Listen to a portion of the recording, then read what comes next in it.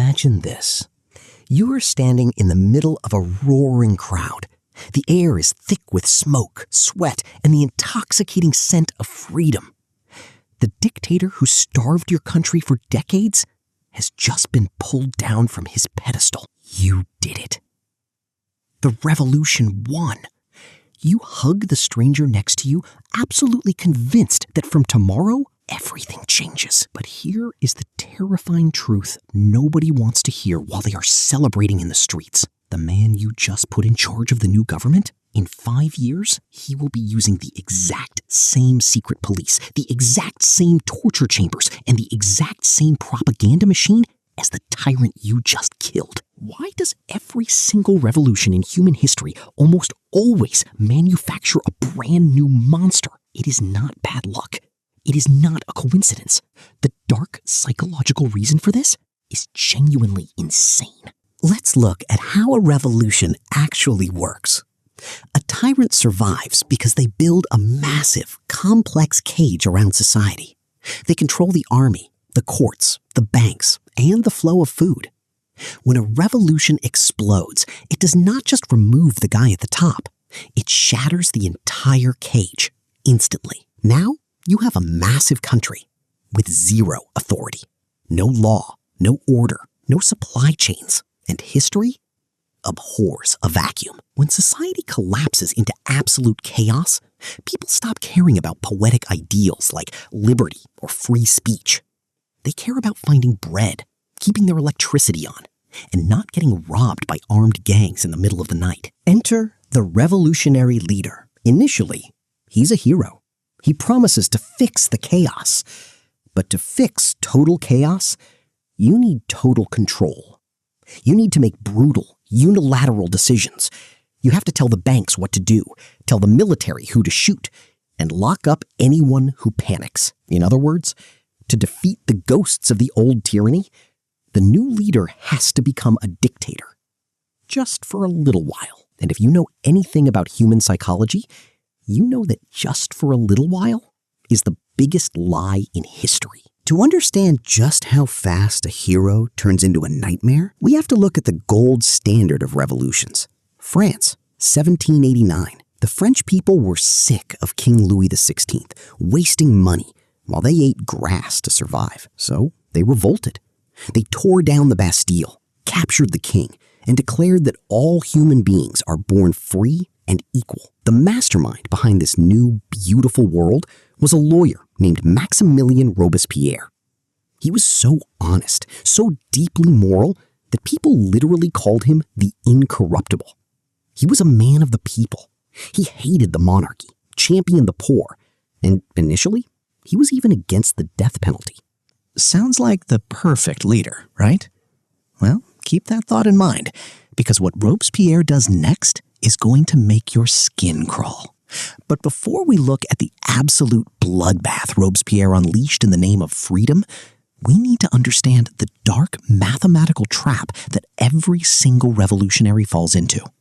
A trap that ensures that even the most saintly leader will end up signing death warrants.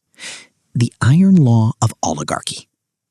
In 1911, a sociologist named Robert Michels coined a term. It states that regardless of how democratic or idealistic a movement starts, it will always eventually be ruled by a tiny, powerful elite. Why? Because running a country is a massive logistical nightmare. You cannot have 30 million people voting on how to fix a broken sewage system at 3 a.m. You have to delegate power to a small committee.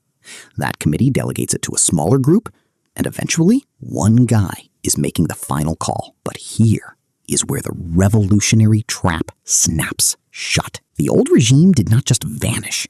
Its supporters are still out there, whispering in the shadows, waiting to take revenge. To protect the revolution, the new leader has to eliminate the threat. Let's go back to our incorruptible hero, Robespierre. Surrounded by foreign enemies and internal spies, Robespierre panicked.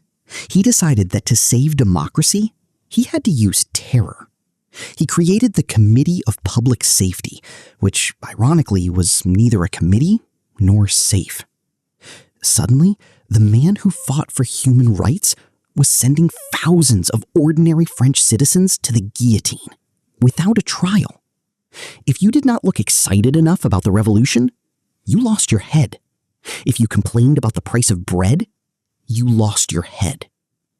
In a brutal 10-month period known as the Reign of Terror, over 16,000 people were systematically executed. Robespierre literally argued that terror is nothing other than justice.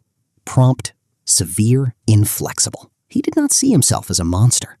He saw himself as a savior, executing God's will. And that is the scariest part about revolutionary tyrants. The old dictators did bad things for money and palaces. The new tyrants do horrific things because they genuinely believe they are saving humanity. Honestly, give me the greedy dictator over the self-righteous zealot any day of the week. There is a famous historical quote: "The revolution, like Saturn, devours its own children." Once a new leader tastes total authority, they develop a severe case of political paranoia. They realize that if a revolution could overthrow the last guy, it can overthrow them too. So who do they target first? Not the enemies of the old regime. They target their fellow revolutionaries, the ones who are smart enough and organized enough to start a second rebellion.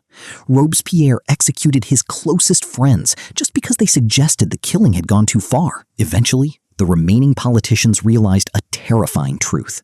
If they did not kill Robespierre today, he would kill them tomorrow. So they dragged him to his own guillotine.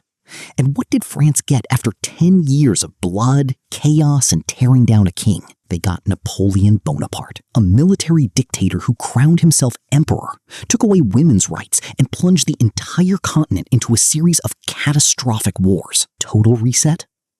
Zero progress. The exact same blueprint played out in Russia in 1917. They overthrew the brutal Tsar to build a communist paradise of equality. What did they get instead?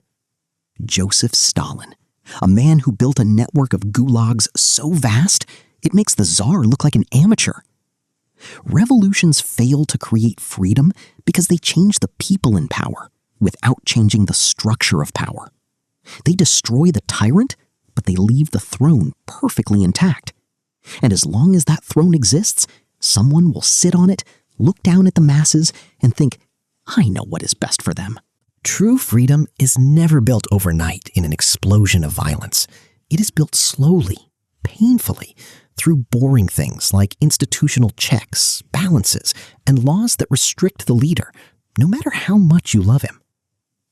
If you want to understand how humanity keeps falling into these historical traps and how certain societies actually manage to break the cycle, hit subscribe. And next time someone promises a perfect world, remember France. See you there.